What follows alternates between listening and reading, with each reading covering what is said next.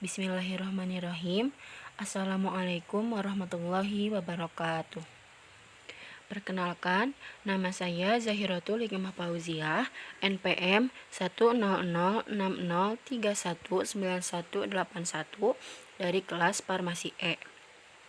Di sini saya akan menjelaskan mengenai surfaktan, yaitu untuk memenuhi tugas narasi audiovisual dari mata kuliah Farmasi Fisika.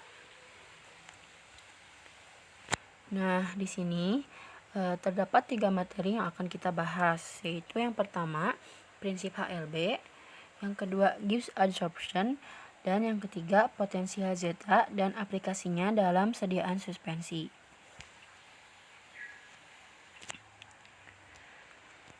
Masuk ke pembahasan yang pertama, yaitu prinsip HLB. HLB atau Hydrophilic Lipophilic Balance adalah ukuran keseimbangan hidrofilik lipofilik dari suatu zat aktif permukaan, atau dapat diartikan sebagai angka yang menunjukkan perbandingan antara bagian lipofil dengan hidrofil, di mana lipofil itu menyukai minyak sedangkan hidrofil menyukai air. Jika semakin tinggi suatu HLB, maka semakin hidrofilik zat tersebut. Sebaliknya, jika semakin kecil suatu HLB, maka semakin tidak hidrofilik zat tersebut. Ini artinya HLB dapat diartikan sebagai angka yang menunjukkan perbandingan antara bagian lipofil dengan bagian hidrofil. Masuk ke pembahasan yang kedua, yaitu Gibbs adsorption. Gibbs adsorption merupakan persamaan yang digunakan untuk menghubungkan perubahan konsentrasi komponen yang bersentuhan antara permukaan dengan tegangan permukaan. Surfaktan dapat bertindak sebagai zat pembasah karena dapat menurunkan sudut kontak antara permukaan padat dan cairan pembasah. Semakin kecil sudut kontak, maka zat tersebut semakin mudah dibasahi. Sebaliknya, semakin besar sudut kontak, maka zat tersebut semakin sulit untuk dibasahi. Kenapa suatu zat semakin mudah dibasahi? Alasannya yaitu karena adanya penambahan surfaktan, sehingga tegangan permukaan zat menurun dan zat tersebut dapat dibasahi dan kemudian terlarut.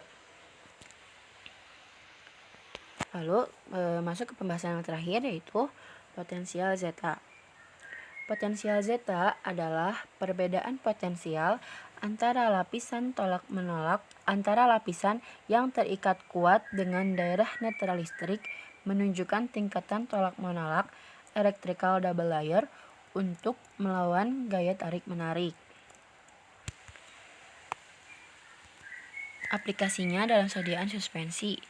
Pengaplikasian dari potensial zeta atau zeta potensial dalam sediaan suspensi adalah untuk sediaan sistem dispersi. Untuk sediaan sistem dispersi, nilai potensial zeta atau zeta potensial menentukan kestabilan dari suatu sistem dispersi, yang pada ketetapannya nilai potensial zeta berbanding lurus dengan kestabilan suatu sistem terdispersi.